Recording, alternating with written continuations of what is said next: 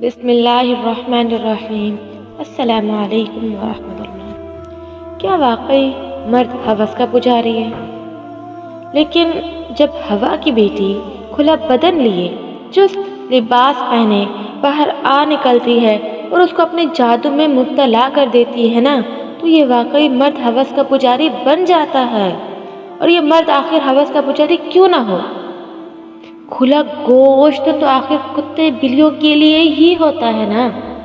جب عورت گھر سے باہر ہوس کے پجاریوں کا ایمان خراب کرنے کے لیے نکلتی ہے نا، تو روکنے پر یہ آزاد خیال عورت مرد کو تنگ نظر اور پتھر کے زمانے کے القابات سے نواز دیتی ہے۔